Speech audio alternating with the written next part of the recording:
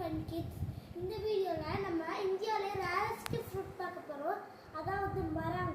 இந்த மராங் ஃப்ரூட் வந்து wild jack ஃப்ரூட்னு சொல்லுவாங்க.